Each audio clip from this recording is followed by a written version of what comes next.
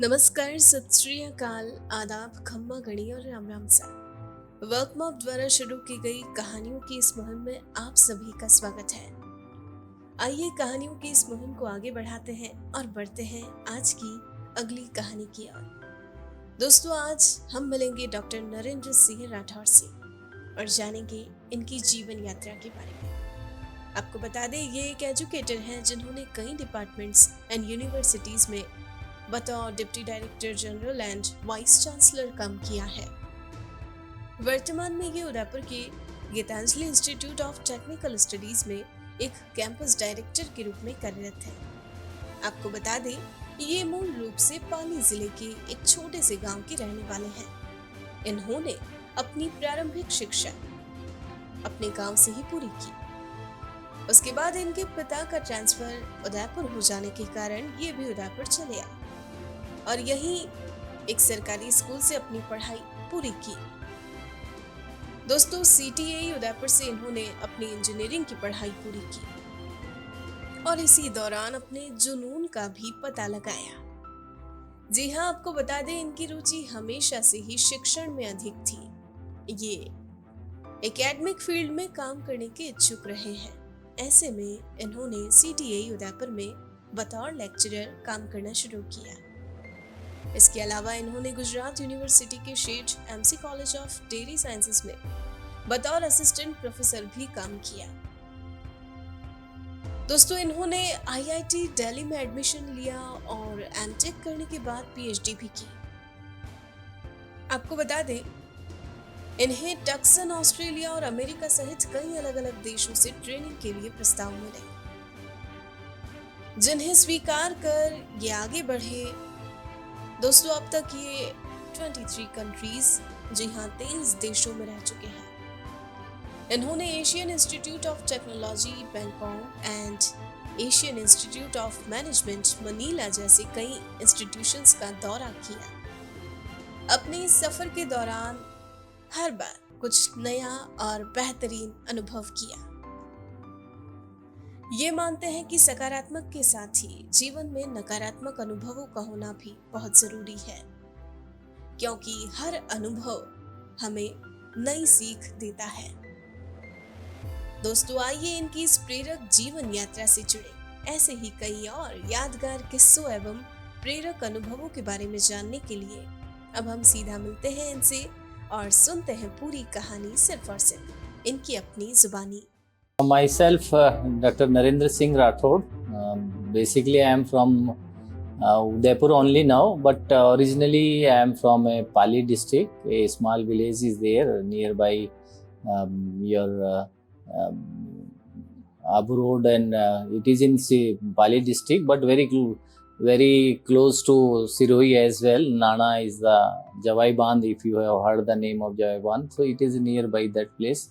So my early schooling up to 4th, I was there. Later on, my father was shifted from job wise, and then when he came nearby Udaipur, then I have taken my admission in VN school. But at that time, all schools were very costly. So I preferred to go to some government school, and then I took admission up to 8th. I was there in IID school. It was a government school. I don't know what is a faith in present context. But later on, from 9th, 10th and 11th, I have taken my admission in Navbharati school. It was a good school, and my mother has recommended me to go there. And I still remember in that school, the fees was, when I got admission in 9th, fees was 10 rupees per month. But it was very costly at the time. It was not so easy to pay 10 rupees per month. And nowadays, parents are paying more than that of a 10,000 or 15,000 per month. But that was the scenario. And after completing my 11th, then I appeared in a lot of engineering college admission. And fortunately, I got admission in number of places. Even I got admission in BITS Pilani, and it was a very good engineering college. But cost-wise and living in the place other than that of our own place, so it was a costly affair. Even I got admission in Kashmiri Gate Engineering College, Udaipur, where I got admission in civil engineering. Then I got admission in MBM Engineering College because I have applied everywhere, and since my good marks was very good, very high in 11th, and my total marks was 86.7% overall, whereas in mathematics it was 91%, in physics it was 89%. So likewise, so total 86.7% was marks. So at the time, based on marks, the admission was granted. So I got admission number of places, but I prefer to move with the agriculture engineering in a college of technology engineering. Although my friends and my relatives, many people, they were criticizing me what you will do in agriculture, because at the time, whenever people were asking me what you are doing, and when I was explaining that I am working for a BE in agriculture engineering, so they were confused that it is BSc agriculture in it should not be engineering. So because of lack of education, people were not aware what is a bachelor of engineering in agriculture engineering. So anyway, it was a different issue, but later on I got a junior engineership immediately after. That was a really excellent period that you won't believe. At the time, only thing that when I got my degree in the month of July 1981, immediately I rushed for a manpower registration in Jaipur. And after 3 days of my registration itself, I got an offer as a junior engineer in Sultanpur, in a nearby Kota. By this concern was a Chambal command area development, but I stayed there for 3 and 4 months, but I was not happy because my interest was to work in a teaching profession. So what I did, I have started teaching, means a lecturership here in a college of technology and engineering. So at initial inception, I got a consolidated salary. I still remember my dean, he offered me, and he has trained me, Dr. K.N. Nag Saab, late, now he is no more. But his contribution in my life, and even Dr. A.N. Mathur Saab, he was our head of the department. And then after that, I got a assistant professorship, and even assistant professorship in Gujarat Agriculture University in a state MC College of Dairy Science, where briefly I worked for 6 months. But later on, I got a job offer in our Udaipur University. It was Udaipur University. It was not a Mahana Pratap University of Agriculture and Technology. And then I prefer to move to this place, work in a department of renewable energy. And after joining this college, I went for higher education. And I got admission in Indian Institute of Technology in New Delhi, where I completed my MTech in energy study, and subsequently I have completed my PhD in farm machinery and power engineering. So likewise, I have completed my all education from different places, from a very small school to a highest school, and that is highest college standard wise. And fortunately, after that, I got a lot of offers for international training as well.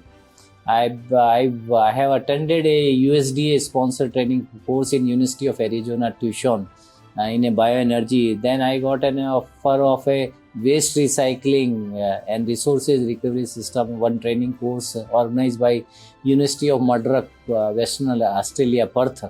Then I got one training course in agribusiness management from the world top ranked University of Cornell, Ithaca, USA, and where I stay for 3 months continuously for agribusiness management. Then I got one more offer from Oxford University. So fortunately, good university I have seen. Even when I started my career with a very small engineering college, but fortunately I got admission in a very big university like Oxford University, where bioenergy course I have attended.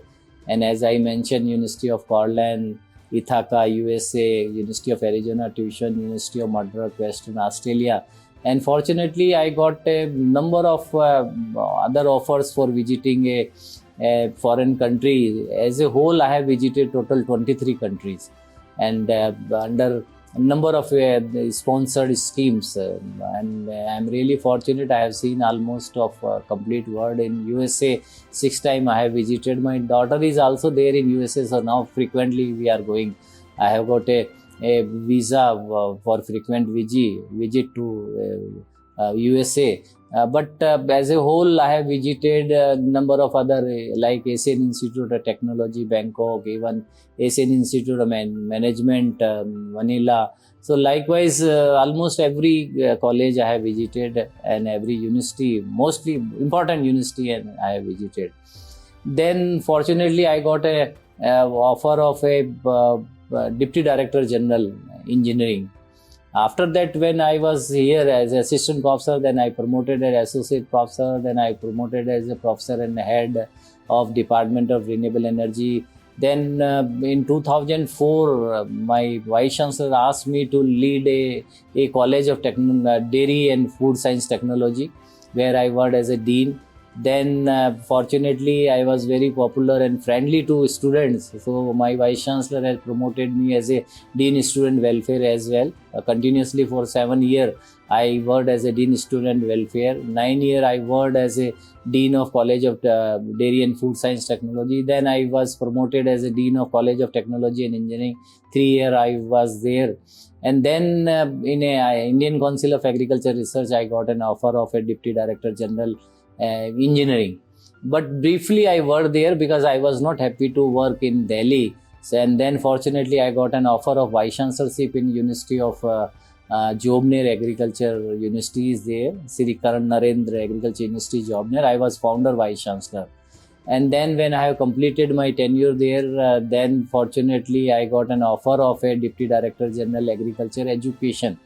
And then continuously for 4 years I worked there in New Delhi, where this period was really a golden period for me, and I got a good opportunity. Even I have delivered total 33 convocation address at a different universities, and even I have visited almost all agriculture university in country. There are total 74 agriculture university, and we have got 400 agriculture colleges. And apart from that, I was also connected with a number of activity of UGC.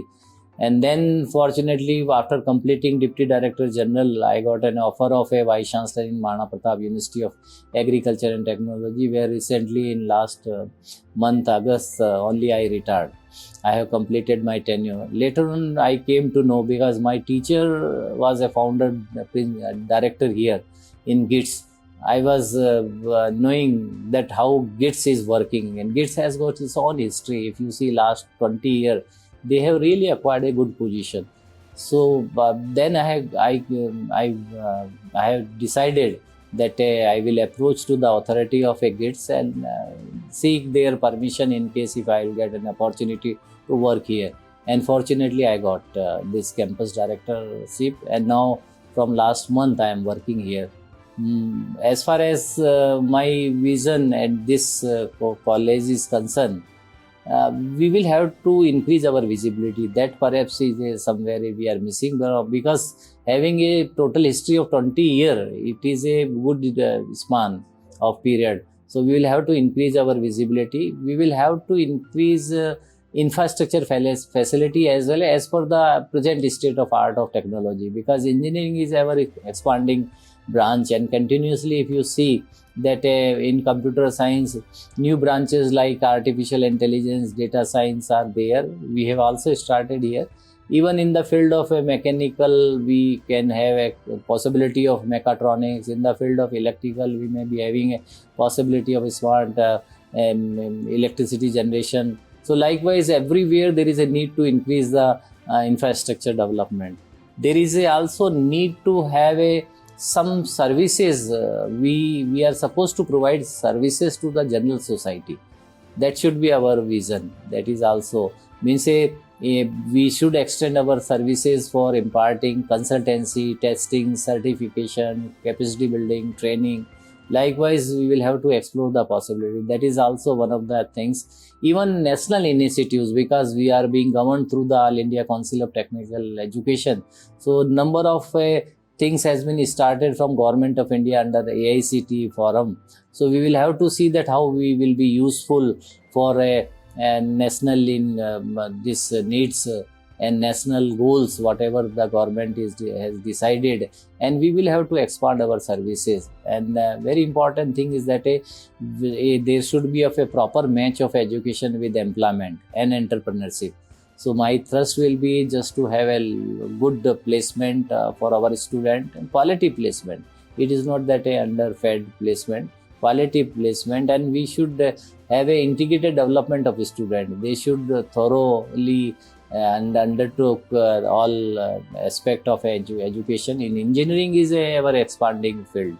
You can't say that it is a people are in dark and they are saying that it is going to be closed somewhere, but I don't think without engineering you can't run the system.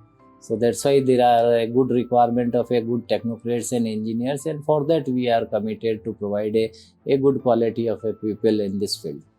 Geetanjali institute of technical studies जो है गिट्स, इसका एक अलग इतिहास है। जैसा कि मैंने बताया था कि पिछले 20 साल से ये काम कर रहे हैं। हमारे बहुत से अच्छे स्टूडेंट भी निकले हैं जो अच्छे अच्छे पदों पे हैं, और अभी जब भी मिलते हैं उनसे।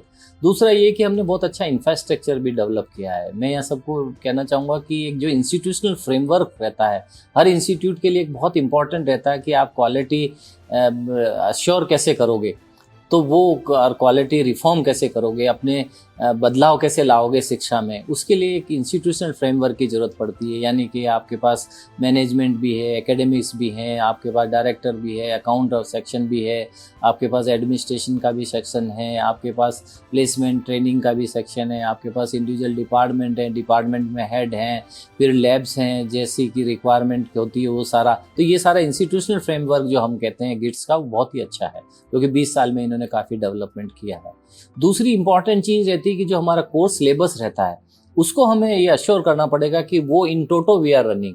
यानी कि इंजीनियरिंग के अंदर 4 एस्पेक्ट रहते हैं। थ्योरेटिकल पोर्शन भी पढ़ाया जाता है, प्रैक्टिकल भी पढ़ाया जाता है, एक्सपीरियंशियल लर्निंग यानी कि वो अपने हाथ से काम करें, जिससे उद्यमिता और एंटरप्रेन्योरशिप को हम आर्टिकुलेट कर सकते हैं। और चौथी चीज़ ये रहती है कि इंजीनियर्स को हम लीडर भी बनाते हैं। उनमें कुछ ऐसी क्वालिटी आए, लीडरशिप की क्वालिटी, वो सिस्टम में कुछ चेंजेस ला सके, सिस्टम में होने वाली हानियों को कम कर सके और उसकी दक्षता बढ़ा सके, एफिशिएंसी बढ़ा सके। इसके लिए हमें तो हमारे कोर्स का जो सिलेबस है हमारा, वो भी हमने बिल्कुल AICTE की नॉर्म्स में हमने किया। जो रिक्वायरमेंट है हमारा गिट्स को एक्रेडिट भी किया, करा दिया गया हमने नेशनल बोर्ड ऑफ एक्रेडिटेशन के थ्रू। साथ में हमने नेक से भी हमारा एक्रेडिटेशन हो गया है। इसलिए आप ये कह सकते हैं कि क्वालिटी एश्योरेंस में हम बिल्कुल टॉप पे हैं। इसमें कोई भी ऐसा नहीं है कि हम क्वालिटी में हम किसी भी संस्था से नीचे हैं। तीसरी चीज़ इसमें जो बहुत इंपॉर्टेंट रहती है कॉलेज के लिए, वो कहलाती है हमारे पास कंपिटेंट फैकल्टी होनी चाहिए। तो वो भी फैकल्टी भी हमारे पास कंपिटेंट है। And interesting thing is that most of the young our faculty is there. जितने भी टीचर्स हैं वो they are below the age of 35 and 40 तक हैं, 40 से अबो कोई नहीं है। इसका मतलब ये है कि they have got a very good energy, they are being trained with the recent advances of engineering, and they can work as per our requirement. हम जितना जैसा उनको कहेंगे we can easily mould up them, and they are very friendly to student as well. क्योंकि engineering stream में student का और teachers का एक अच्छा समावेश चाहिए। ऐसा नहीं कि दूसरे जैसे अब आपके ह्यूमैनिटीज एंड जो कॉलेजेस होते हैं उनमें टीचर्स और स्टूडेंट में वो इतना समावेश नहीं होता है। हमारे यहाँ पर हम देखेंगे कि एक बहुत ही अच्छा कोऑर्डिनेशन भी चाहिए, कोऑपरेशन भी चाहिए, एंड दूसरा एक अच्छा सा नेटवर्किंग भी चाहिए स्टूडेंट को, ताकि उनको हम बता सकें कि क्या है क्या नहीं है। तो हमारे पास कम्पिटेंट फैकल्टी भी है और कमिटेड भी है। ये मेरा एक बहुत इंटरेस्टिंग चीज़ में ये बताना चाहता हूँ कि वो कम्पिटेंट के साथ साथ वो कमिटेड भी हैं कि वो कुछ काम करना चाहते हैं। ये मैंने सब इन सारे डिपार्टमेंट में देखे मेरे और चौथी चीज़ होती है इंफ्रास्ट्रक्चर फैसिलिटी। हर डिपार्टमेंट, भले वो मैकेनिकल हो या इलेक्ट्रिकल हो या सिविल हो, हमारे पास जितनी लैब की आवश्यकता है, जितने इक्विपमेंट्स की आवश्यकता है, जो प्रेजेंट स्टेट ऑफ आर्ट के इक्विपमेंट है, वो सब हमने इन पोजीशन लगा रखे हैं। तो इंफ्रास्ट्रक्चर फैसिलिटी भी एक्सेलेंट है। इसी कारण से हमें एक्रेडिटेशन भी मिला है, नेक से भी एक्रेडिटेशन मिला और national board of accreditation NBA से भी हमें एक्रेडिटेशन मिला है। और चौथी चीज़ ये कहलाती है जो कि हमारे स्टूडेंट के ऊपर डिपेंड करती है कि हमें इंटेलिजेंट और टैलेंटेड स्टूडेंट चाहिए।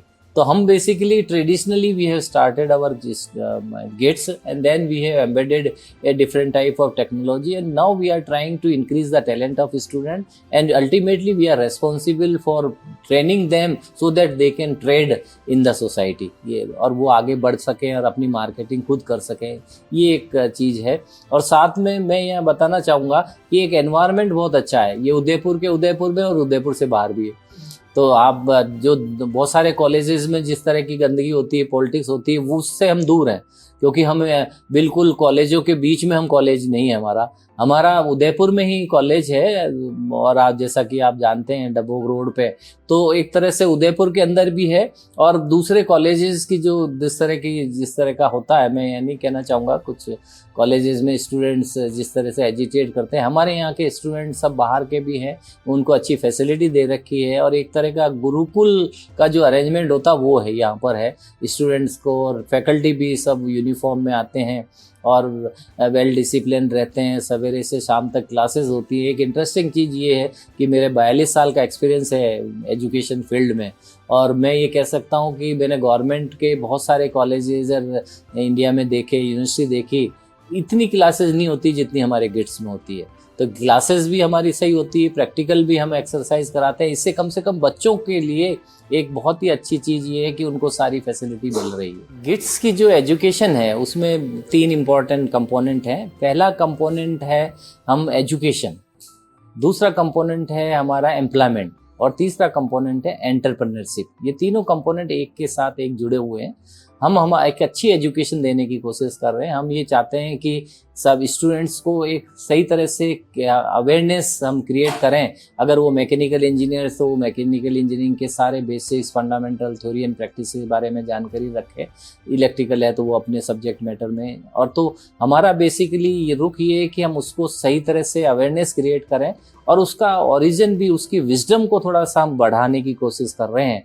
और इच्छा ये है कि वो कम से कम अपना सब्जेक्ट मैटर को ब्रॉडन करे, जिससे कि वो रिसर्च की तरफ भी सोचे और टेक्नोलॉजी आउटरीच की तरफ भी सोचे, और ये भी सोचे कि साहब मेरे इस फील्ड में क्या क्या कंसल्टेंसी हो सकती है, कैसी टेस्टिंग में कर सकता हूँ और मैं अपनी आजीविका कैसे कर सकते हैं। हमारा ट्रेनिंग एंड प्लेसमेंट ऑफिस जो है वो बहुत ही अच्छा स्ट्रक्चर्ड है, और डेली हमारे यहाँ कुछ ना कुछ हम एक्टिविटी कराते रहते हैं, बच्चों को ट्रेन भी करते रहते हैं। हम बाहर के ऑर्गेनाइज सेक्टर एंड MNCs को भी बुलाते रहते हैं। रोजाना कुछ ना कुछ एक्सरसाइज होती है, और अल्टीमेटली हमारा एम ये है कि बच्चों को ये फ्रस्ट्रेशन ना हो कि साहब बीटेक करने के बाद हमें जॉब नहीं मिला। तो हम प्लेसमेंट के लिए भी हम तत्पर हैं। तीसरा जो कंपोनेंट है वो एंटरप्रेन्योरशिप है। बहुत बड़ा एक फील्ड है, और इंजीनियरिंग में एंटरप्रेन्योरशिप का AICT भी प्रोपेगेट कर रही हैं, और साथ में हमारा जो मिनिस्ट्री ऑफ एजुकेशन है, MHRD जो पहले होता था आजकल MOE है, वो उनका भी मुख्य उद्देश्य ये है कि, और नई एजुकेशन पॉलिसी जो 2020 आई है उसमें भी यही कंपोनेंट दिया गया है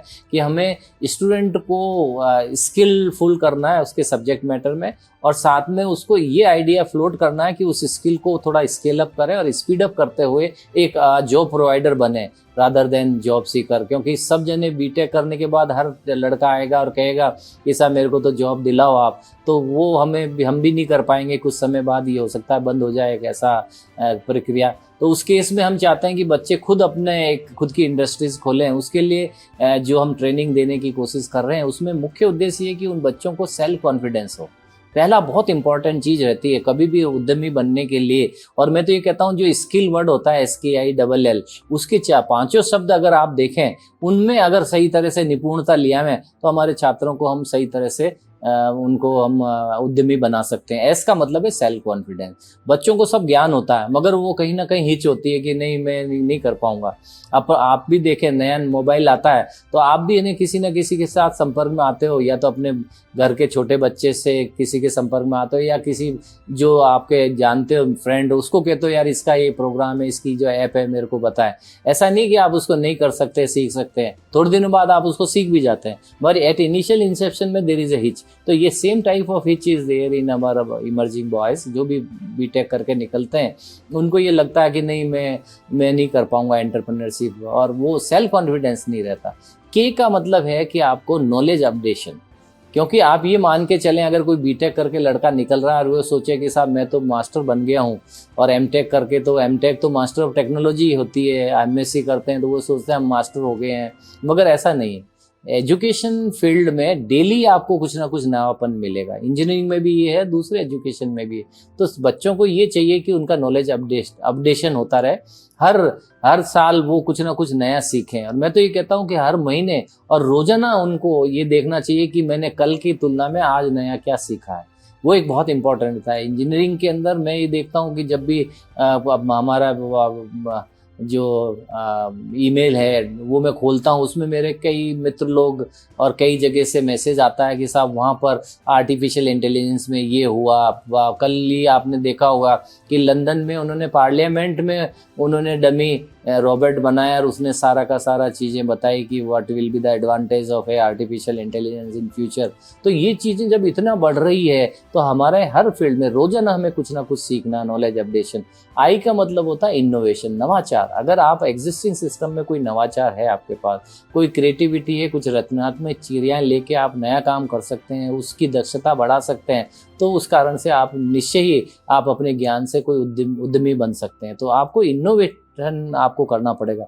आप भले functional skill and soft skill में कितने ही माहिर हो, मगर आपके पास अगर इनोवेशन नहीं है आपके माइंड में, तो आप कुछ नहीं कर पाएंगे। तो थर्ड इंपॉर्टेंट चीज़ जो एंटरप्रेन्योरशिप डेवलपमेंट के लिए है वो इनोवेशन।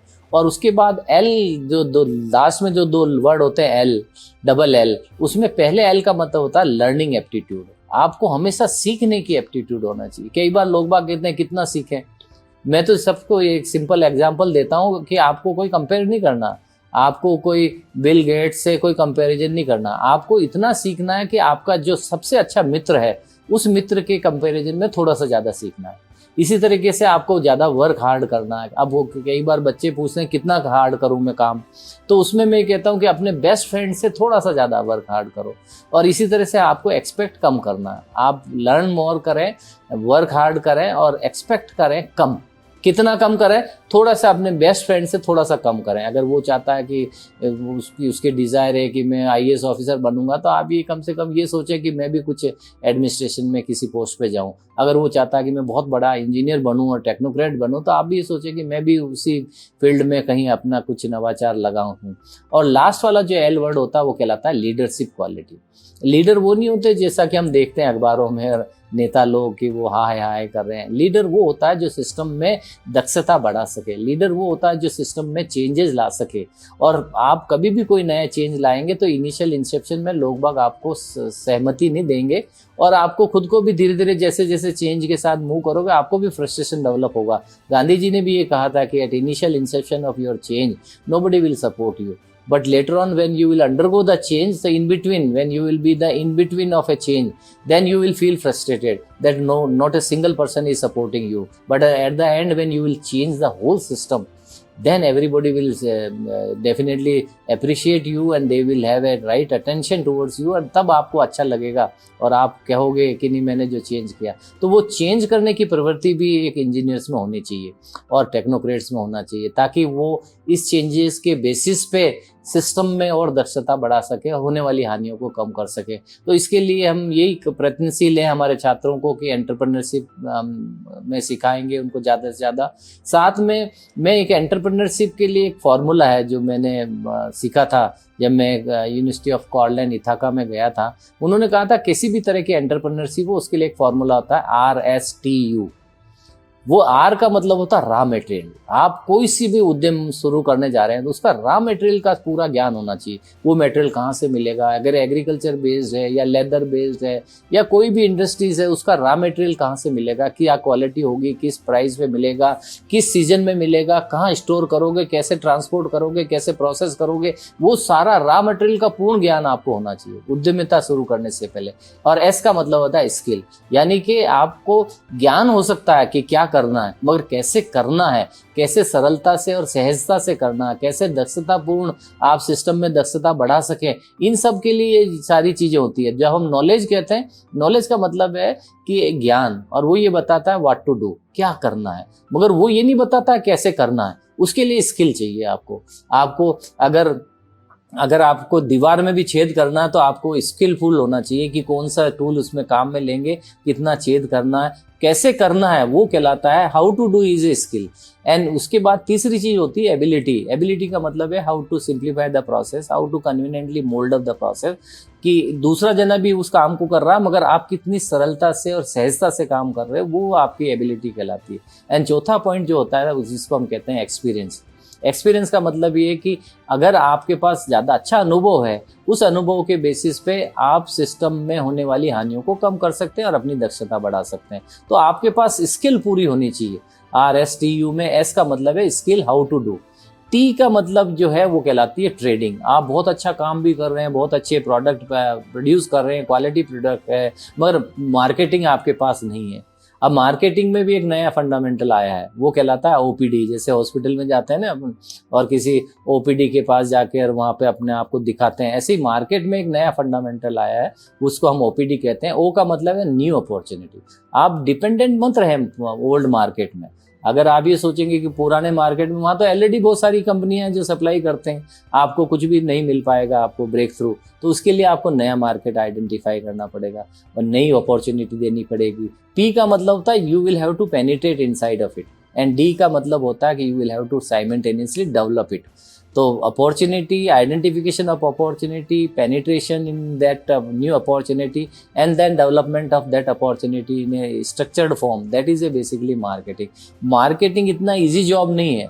तो आदमी अगर अपना प्रोसेस करके और अपनी फैक्ट्री में प्रोडक्ट भी पैदा कर देता है तो भी मैं आपके बहुत सारे ऐसे 90% ऐसे केसेस हैं उनको नया मार्केट नहीं मिल पाता, इसलिए वो फेल हो जाते हैं सिस्टम में। तो एक नए मार्केट के लिए भी हम मतलब बच्चों को बताना चाहिए कि किस तरीके से ट्रेडिंग करे जाए, कैसे मार्केटिंग की जाए। RSTU, यू का होता है यूटिलिटी। आपको किसी भी फैक्ट्री में है उसमें आपको बिजली की भी जरूरत पड़ेगी, पानी की भी जरूरत पड़ेगी, कंप्रेस्ड एयर की भी जरूरत पड़ेगी, आपको दूसरे भी क्लीनिंग सिस्टम की भी जरूरत पड़ेगी। तो ये सब यूटिलिटी कहलाती है। अगर आपके पास बिजली नहीं है, पानी नहीं है, तो आप कोई सा भी बिजनेस आप नहीं कर पाएंगे। तो आपको यूटिलिटी के हिसाब से भी आपको सारा डेवलप करना पड़ेगा। तो ये 4 पॉइंट हैं जिसके लिए इस बार मैंने सारे स्टाफ को भी ये कहा है कि हम एम्प्लॉयमेंट देने में और प्लेसमेंट देने में हमारा काफ़ी अच्छा स्थान है, मगर क्यों ना हम अब एंटरप्रेन्योरशिप के लिए इन 4 साल के जो नए बैच आए इस साल हमारे पास, अगले 4 साल में हम उनको एंटरप्रेन्योरशिप के लिए तरफ अग्रसर करें, जिससे कि वो जॉब प्रोवाइडर बने और जॉब सीकर ना बने, जॉब प्रोवाइडर बने। आगे से वो भी अपने साथियों को अपने काम में एंगेज करें जिससे कि उनका लाइवलीहुड कंप्लीट हो सके। तो ये एक आइडिया है मेरे दिमाग में जो हम गिट्स में इम्प्लीमेंट करना चाहते हैं। जहाँ तक कि कोर्स का लेने की बात आती है, वैसे तो एक बड़ा ये प्रश्न है कि जब बच्चे 10th में आते हैं, 10th पास करके और 11th एंड 12th स्ट्रीम में जब मूव करते हैं तब उनके पास दिक्कत आती है कि वो साइंस मैथ्स में जाएं, साइंस बायो में जाएं, कॉमर्स में जाएं, आर्ट्स में जाएं। मैं तो यहाँ कहना चाहूँगा कि बच्चों को अपनी इन्हें रुचि देखनी चाहिए। सबसे बहुत इंपॉर्टेंट चीज़ है कि कई बार पेरेंट्स भी ये गलत काम करते हैं कि पेरेंट्स भी ज़बरदस्ती बच्चों को ये प्रेरित करते हैं कि नहीं तुम इंजीनियरिंग में जाओ, तुम मेडिकल में जाओ। मैं अपना एक एग्जांपल देता हूँ कि मेरी डॉटर थी, उसको मैं चाहता था कि डॉक्टर बनाए, मगर मेरी डॉटर हमेशा मेरे को देखती थी और वो कहती थी कि नहीं डैडी मेरे को भी प्रोफेसर बनना है। आज वो टेक्सास स्टेट यूनिवर्सिटी में असिस्टेंट प्रोफेसर है USA में। तो वो उसका भी सारी एक्टिविटी वो जैसा मैं करता था ना, पढ़ाना अच्छा लगता था मेरे को, उसको भी पढ़ाना अच्छा लगता है। जैसे मैं रिसर्च करता हूँ ऐसे ही वो रिसर्च करती है। तो बेसिकली क्या होता है, बहुत सारी चीज़ें तो हम जो जैसा हम काम करते हैं वो हमारे जो डिपेंडेंट रहते हैं वो हमारे को सीखते हैं, देखते हैं। तो कम से कम बच्चों के साथ मैं ये कहता हूँ कि स्कूल में जब तक बच्चे रहते हैं, जब तक पेरेंट्स की भी रेस्पॉन्सिबिलिटी बनती है कि उन बच्चों के साथ घुले मिले, अच्छे फ्रेंड्स की तरह से ट्रीट करें। और जब उनको मालूम पड़ जाएगा, अपन भी जज कर सकते हैं कि आपका बेटा क्या करेगा, आपकी बेटी क्या करेगी। अपन सब हर व्यक्ति को मालूम है। हम कब ऐसा नहीं है कि हम किसी तरह से अंधकार में हैं, हमें ये नहीं मालूम है हमारा बेटा। बहुत सी बार हम जबरदस्ती एक्साइटेड करके कि नहीं तुम मैंने IAS के लिए एग्जाम दो, तुम RAS के लिए एग्जाम दो, पर बच्चे का एप्टीट्यूड ही नहीं है। तो हमें पहले तो देखना है उसकी एबिलिटी क्या है। दूसरा हमें देखना है कि उसका ओवरऑल परसेप्शन किस तरह से जा रहा है, उसकी बोल्डनेस भी है कि नहीं है। अब एडमिनिस्ट्रेटिव जॉब में अगर कोई दब्बू किस्म का बच्चा है जिसको कि आज तक वो कहीं पे भी किसी भी चीज़ में उसने पार्टिसिपेट नहीं किया एक्स्ट्रा करिकुलर एक्टिविटी में, और अब बाय द वे आपने उसको रटा रूटू के पढ़ा भी दिया और वो पास भी हो गया और फिर उसके बाद वो IAS बन गया कहीं पे, तो वो क्या काम कर पाएगा क्योंकि उसके पास सही तरह से बोल्डनेस नहीं है। एक और मैं कहता हूँ कि बच्चों की क्वालिटी देखनी है आपको तो उसका करेक्टर भी देखना है। कई बार हम हमारे बच्चों को बहुत अच्छा समझते हैं, होते भी हैं, ऐसा नहीं है, मगर उनकी संगत कैसी है उसके ऊपर भी हमें देखना है। उसका डिटर्मिनेशन क्या है, उसका डेडिकेशन क्या है, क्या वो वाकई में किताब को पढ़ना चाहता है। मैंने देखा बहुत सारे बच्चे स्वतः ही 4 बजे उठ जाते हैं और उनको उठाने की जरूरत ही नहीं पड़ती और वो खुद ही 4 बजे उठ के पढ़ने लगते हैं। रात को भी वो देखो कि 11 बजे 12 बजे तक खुद ही पढ़ रहे हैं। बहुत सारे ऐसे बच्चे होते हैं उनको जबरदस्ती उठाया जाता है मगर वो किताब खोल के और फिर सोते रहते हैं। तो ये बेसिकली क्या बच्चे का इंटरेस्ट क्या है, इंटरेस्ट देखते हुए बच्चे को बताना चाहिए कि तुम्हारा इंटरेस्ट ये है। हाँ, उसको थोड़ा एक्सपोजर तो दो, उसको मतलब उसको आपको कहते हैं कि we will have to awaken our child, उसको जगाना तो है, वो अपनी रेस्पॉन्सिबिलिटी बनती है। ये नहीं कि आप 100% छोड़ दें कि साहब वो तो देख लेगा, सिस्टम को देखेगा, कहीं जाएगा कॉलेज में वहाँ पढ़ेगा। नहीं, उसको बताना है कि देखो इसकी ये अपॉर्चुनिटी है, इसमें ये स्ट्रेंथ है। तो एक स्वॉट एनालिसिस होती है SWOT, उसको हम कहते हैं स्वॉट एनालिसिस, कि आप हर सब्जेक्ट की एक स्ट्रेंथ है, हर सब्जेक्ट में कुछ वीकनेसेस है, हर सब्जेक्ट में कुछ अपॉर्चुनिटी है, हर सब्जेक्ट में कुछ थ्रेट भी है। आज देखो कि आज के समय पे कंप्यूटर साइंस बहुत टॉप पे चल रहा है, पर कोर ब्रांचेस जो हैं उनमें लोग बाग मेरे समझ में नहीं आता कि क्यों कम आ रहे, जबकि कोर ब्रांचेस तो ऐसी है कि जो कंप्यूटर में भी है, बाद में आप MTech में एडमिशन ले सकते हो, या जैसा कि इलेक्ट्रिकल है, इलेक्ट्रॉनिक्स है। तो हमें ये बच्चों को एक उसको दिमाग को थोड़ा सा हमें जगाना है और उसको सारी चीज अवेयरनेस क्रिएट करनी है कि ये सिस्टम होना चाहिए। और दूसरा आप एक पेरेंट्स भी और टीचर भी, बहुत सी जगह तो जब हम कॉलेज में जाते हैं तो कॉलेज एडमिनिस्ट्रेशन वाले भी देखते हैं कि हमारे यहाँ साइंस के कम स्टूडेंट आए हैं तो वो हर बच्चे को प्रेरित करते हैं साइंस ले लो, जबकि उस बच्चे का एप्टीट्यूड नहीं रहता। तो हमें इस तरह का कार्य नहीं करना चाहिए और बच्चे से भी ये पूछना चाहिए कि वो क्या करना चाहता है। मेरे को याद है एक हमारा स्टूडेंट था, वो काफ़ी अच्छा, लिटरेसी में भी बहुत अच्छा था। वो कहीं पे भी जब हम उसको कहते थे कि तुम डिबेट में पार्टिसिपेट करो, वो बहुत अच्छा करता था, बहुत अच्छा गाना गाता था, म्यूजिक का था उसका। और उसके बाद जब उसने हमारे यहाँ रहा तो डिग्री में उसने कुछ काम नहीं किया, पढ़ते समय उसने कोई ऐसा मिराकल नहीं किया, पर जब भी कभी इस तरह की स्टूडेंट की गैदरिंग होती थी वो रहता था। उसके बाद उसने इवेंट मैनेजमेंट की अपनी कंसर्न खोल ली और आज दिल्ली में है, बहुत अच्छा काम कर रहा। इसी तरह से एक लड़की थी हमारी नीतू चोपड़ा, वो हमारे होम साइंस कॉलेज से पढ़ी हुई, वो इतनी बोल्ड लड़की थी कि उसको किसी से नहीं डर लगता था। मैं भी उसको कहता था, मैंने कहा बेटा ऐसा नहीं अकेले तुम मैंने किसी से इस तरह से डिस्कशन मत करा करो, लड़के बदतमीज भी होते हैं, कुछ गड़बड़ कोई कह देगा तो मेरे को बाद में पंच होगा। और आप ये देखो अभी तो वो पूरा का पूरा इंडिया अपनी मोटरसाइकिल पे घूम चुकी है और उसने शुरुआत करी कश्मीर से और कन्याकुमारी तक गई है और अब उसका सेकंड प्लान है कि वो वर्ल्ड पूरा घूमेगी। तो आप ये देखें कुछ बच्चों की एक अलग ही प्रवृत्ति होती है, उसको आपको जानना है। इसलिए मैं तो ये कहूँगा कि बच्चों को हमें नॉलेज क्रिएट करना, अवेयरनेस देनी है, साथ में उनका माइंड को सोचने के लिए थोड़ा ब्रॉडन करना है और उसको सारी चीज़ बतानी है कि क्या क्या कहाँ वो कोऑर्डिनेट कर सकते हैं, कहाँ उनको सही सिस्टम मिलेगा। और कुछ ऐसे अच्छे डॉक्यूमेंट होते हैं उसको भी आप उनके साथ शेयर करें और उनको बताएं कि भाई ये पढ़ो, इससे आपको मालूम पड़ेगा। स्टडी अब्रॉड एक अच्छी बुक आती है, आफ्टर BTech आप क्या करो।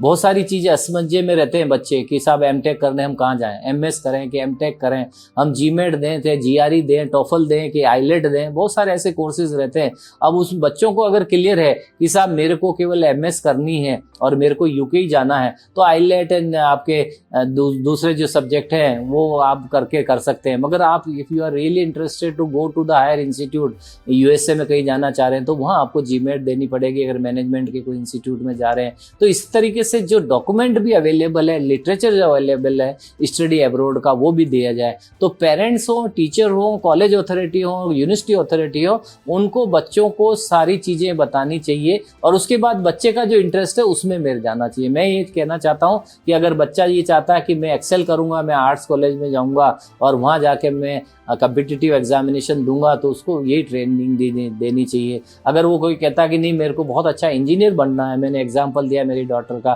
कि मेरे को एक प्रोफेसर बनना है, तो इस तरह की चीज़ें आपको देनी चाहिए। तो मैं इसमें यही कहना चाहूँगा कि इसमें बच्चों को फ्री छोड़ो, बच्चों को उनका माइंड को डेवलप करो और साथ में उनको ये बताओ कि क्या क्या अपॉर्चुनिटी है किस सब्जेक्ट में, और फिर वो अपने इंटरेस्ट पे जाएगा और वो आगे बढ़ेगा। हमारा देश, हम सब जानते हैं कि भारत कृषि प्रधान देश है और यहाँ पर देखा जाए तो 65% जो हमारे हम सब हैं जनसंख्या वो गांव में रहती है और खेती बाड़ी पे हम आश्रित हैं। मगर दुर्भाग्य ये है कि हमारे रोजाना अभी एक आंकड़ा आया था कि रोजाना करीब 2000 के करीब किसान हमारे देश में 28 राज्य और 8 यूनियन टेरिटरी में 2000 किसान की जो रोजाना खेतीबाड़ी छोड़ रहे हैं। वैसे तो हमारे अभी टोटल किसान हम देखें तो करीब 14 करोड़ किसान हैं, पर धीरे धीरे ये कम होते जाएंगे क्योंकि एक सही तरह का ज्ञान इनको उपलब्ध नहीं। जब हम हमारी उत्पादकता और उत्पादन की बात करते हैं तो हमारा तीसरा स्थान आता है, अमेरिका पहला स्थान है, दूसरा चाइना है, क्योंकि उन्होंने एग्रीकल्चर एजुकेशन को इम्पोर्टेंस दी। हमारे यहाँ भी दी गई है मगर वो इतनी कैपेसिटी एंड कैपेबिलिटी नहीं है हमारे एग्रीकल्चर जो भी यूनिवर्सिटीज़ हैं। अब देखो हमारे भारत देश में करीब 1000 यूनिवर्सिटीज़ हैं और करीब 42,000 कॉलेजेस हैं जो मिनिस्ट्री ऑफ एजुकेशन से एफिलेटेड हैं और अप्रूव्ड हैं। मगर जब हम एग्रीकल्चर एजुकेशन की बात करते हैं तो केवल 74 ही एग्रीकल्चर यूनिवर्सिटी है और 400 ही कॉलेजेस हैं, और ये जो एक्रेडिटेड है, और मान लें नॉन एक्रेडिटेड कॉलेज 1000 और हो सकते हैं। तो कहाँ 42,000 कॉलेजेस और उसमें केवल 1,500 कॉलेज एग्रीकल्चर के हैं, और कहाँ 1000 यूनिवर्सिटी उसमें 74 ही हमारे पास एग्रीकल्चर यूनिवर्सिटी। तो एक तरह से हमारी कैपेबिलिटी और कैपेसिटी इतनी अच्छी नहीं है कि हम सबको ये एजुकेशन दे सकें। मगर मैं ये कहना चाहता हूँ कि जब फाइनेंशियल लिटरेसी की भी बात होती है तो लोग बाग ये कहते हैं, मेरे को याद है रघु राजन साहब जो हमारे चेयरमैन थे आरबीआई के, तब उन्होंने कहा था कि everybody should know what is a financial literacy.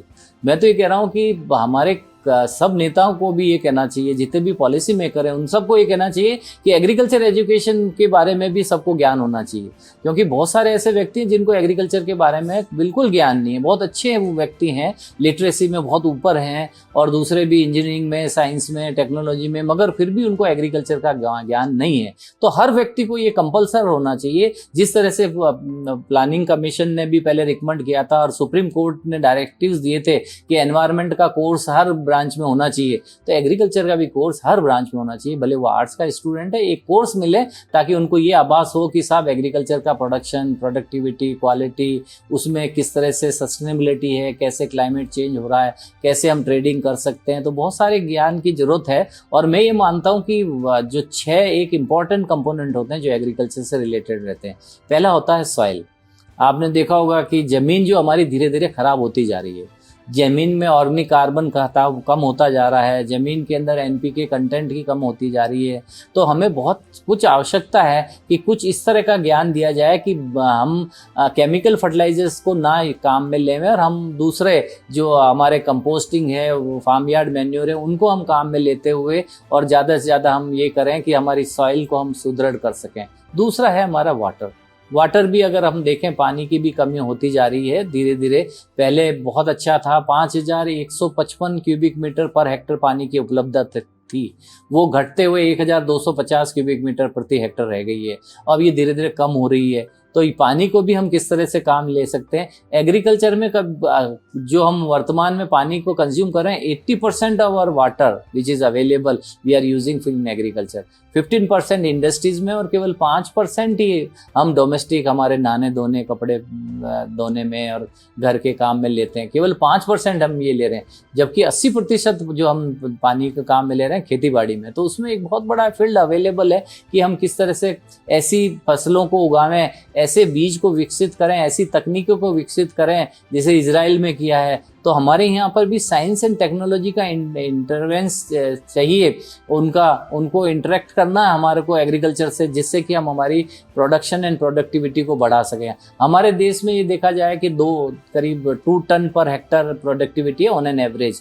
जबकि यही प्रोडक्टिविटी हम जब चाइना में जाते हैं तो उनकी 4 टन पर हेक्टर है, हम जब यूएसए में जाते हैं तो 5 टन पर हेक्टर है। तो आप ये समझ सकते हैं कि हर चीज़ में हम मैं आपको एक छोटा सा एग्जांपल देता हूँ चावल का। हमारे पास 2400 किलो चावल हम 1 हेक्टर में पैदा करते हैं। 1 हेक्टर का मतलब है हमारे पास 10⁴ स्क्वायर मीटर का। तो आप यही चीज़ अगर आप चाइना में चले जाएंगे तो वो 4200 किलो प्रति हेक्टर कर रहे हैं, और आप फ्रांस में चले जाएंगे तो तब आपको और आश्चर्य होगा, यूएसए में चले जाएंगे तो वो करीब 4800 केजी पर हेक्टर कर रहे हैं, हम 2400 ही कर रहे हैं। इसी तरह हर फसल में हमारी प्रोडक्टिविटी जो उत्पादकता है वो कम है।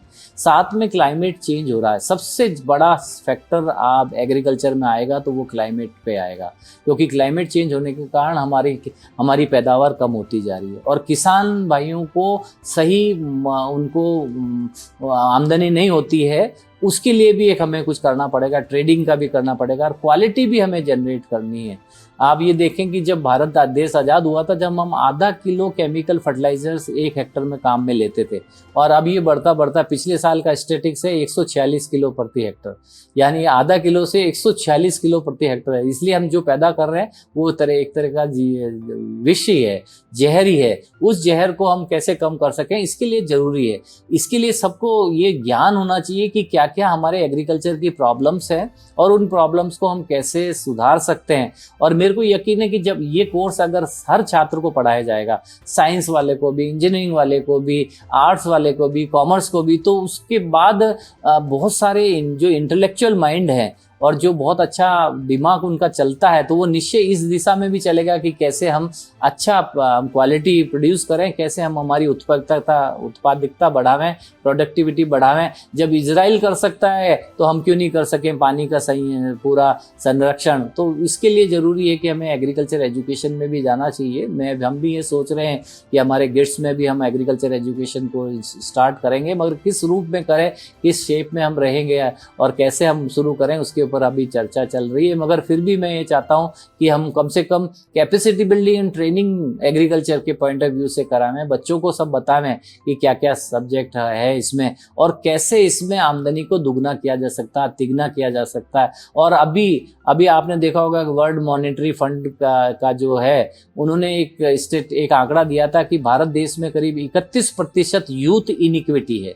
यूथ इनिक्विटी का मतलब है 31% जो हमारी पॉपुलेशन है उनको शिक्षा का भी अच्छे साधन उपलब्ध नहीं है, और उनको उनकी आजीविका के लिए भी, उनके लाइवलीहुड के लिए भी उनके पास उत्तम साधन नहीं है। तो यानी कि 31% हमारी जनसंख्या का, वैसे तो हमारे देश में 57% पॉपुलेशन जो है वो 30 साल से नीचे है, और वो करीब 75 से 76 करोड़ हो जाती है। और उसमें से अगर आप ये देखें 31%, तो कम से कम 25 करोड़ ऐसे छात्र छात्राएं हैं जिनके पास ना तो शिक्षा का कोई साधन है, ना उनके पास नौकरी का कोई साधन है। तो इसके लिए बहुत ज़रूरी है कि अगर उनको हम मोटिवेट करें, उनको हम रिटेन करें और उनको हम हमारी तरफ अट्रैक्ट करें, एग्रीकल्चर की तरफ अट्रैक्ट करें, गांव का छात्र गांव में रहे और वहीं से अच्छा काम करे और आगे बढ़े, और तो वो हमारे देश का भी फायदा कराएगा और साथ में वो अपने आजीविका को भी अच्छी तरह करेगा। इसलिए एग्रीकल्चर एजुकेशन जिस तरह से दूसरी लिटरेसी शुरू हुई है, ऐसे ही हमें एग्रीकल्चर एजुकेशन को भी शुरू करना चाहिए, ये मेरा राय है। एक बचपन की एक बहुत अच्छी मेरे को सीख मिली थी, और उस सीख से मैंने बहुत कुछ सीखा भी। मैं जब आईआईडी स्कूल में पढ़ता था, उस समय मैं थोड़ा सा, मेरा फेस जो था वो भोलापन था, और एक मेरे टीचर थे वो मेरे को बहुत प्यार करते थे। मैं यहाँ बताते हुए मेरे को बड़ा खुशी भी है, गणेश लाल जी नागदा साहब बहुत अच्छे टीचर थे, मेरे को बहुत पसंद करते थे। मगर मैंने एक बार बहुत बड़ी गलती करी थी। उसके बाद जो उन्होंने मेरे को पनिशमेंट दिया, उन्होंने कोई मारा नहीं मेरे को, उन्होंने डांटा भी नहीं, मेरे से बात करनी बंद कर दी थी। और वो जो उन्होंने सोशल बाइकाट किया था, वो दिन है और आज का दिन है, मैंने अपने आप को सुधारा। वो क्या हुआ था इंसिडेंट कि मेरे से बहुत अच्छे थे सर, और स्कूल की तरफ से हम आए, चित्तौड़ गए थे, चित्तौड़ का किला देखने।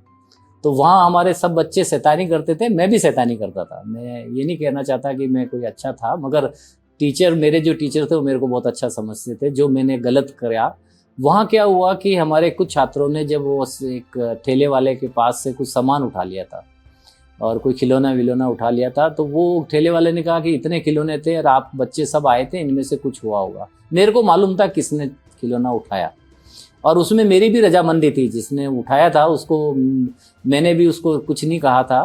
तो हम सब जने ने मिलके 2-3 खिलौने छोटे छोटे निकाल लिए थे उसके ठेले से।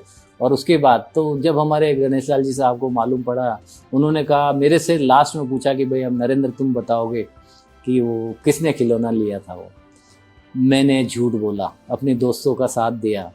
तो वो एक दिन था कि उन्होंने मेरे से, क्योंकि ये तो तय हो था कि हमारे किसी छात्र ने लिया है, वो मेरे से जानकारी चाहते थे कि मैं बताऊं उनको, मगर मैं उनको नहीं बता पाया। कुछ मित्रता भी होती है, फ्रेंडशिप पहले होती है बाद में, मगर उस दिन मेरे को लगा। और उसके बाद मैं 1.5 साल उस स्कूल में रहा। मैं उनको नमस्ते करता था, वो मेरी नमस्ते भी नहीं लेते थे। अभी भी वो कई बार मिलते हैं, मगर वो मेरे से बात नहीं करते। तो एक जीवन की एक बहुत बड़ा मेरे को एक सीख मिली कि जो किसी का भी विश्वास ना तोड़े। अगर कोई आपसे इतना विश्वास करता है तो उससे कभी भी विश्वास ना तोड़ें, और उसके लिए आपको कुछ भी कुर्बानी करनी पड़े। तो ये एक ऐसी सीख है। मैं तो सबको यही कहता हूँ कि अपन कोई गलत काम ना करें। मैं तो छात्रों को भी यही कहता हूँ, मेरे स्टूडेंट्स हैं उनको भी यही कहता हूँ, मैंने अपने बच्चों को भी ये समझाया, अगर आप गलत काम करते भी हैं तो उसको एक्सेप्ट कर लें, और जिसको ये कहें कि साहब फ्यूचर में मैं गलत काम नहीं करूँगा। आप उसके ऊपर ज़बरदस्ती ये शो नहीं करें कि साहब आपने गलत नहीं किया है। गलत हुई थी उस दिन, हमारे कुछ छात्रों ने, हमने गलत काम किया था, और अब मेरे को बता देना चाहिए था कि हम सब जने थे, और जो थे उनको, हमें हो सकता है कोई माइल्ड पनिशमेंट मिलता, इतना बड़ा पनिशमेंट जो मेरे को मिला वो शायद मेरे को नहीं मिल पाता।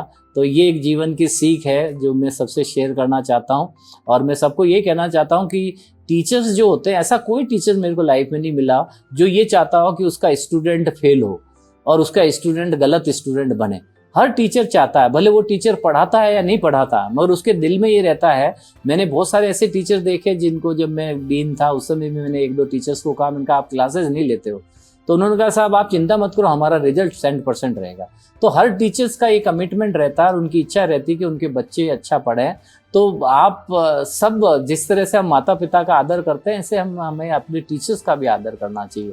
हमारे मन में बहुत सारी भावना रहती हैं, उसको कहीं ना कहीं आपको एक्सप्रेस भी करना चाहिए टीचर्स के पास जाके।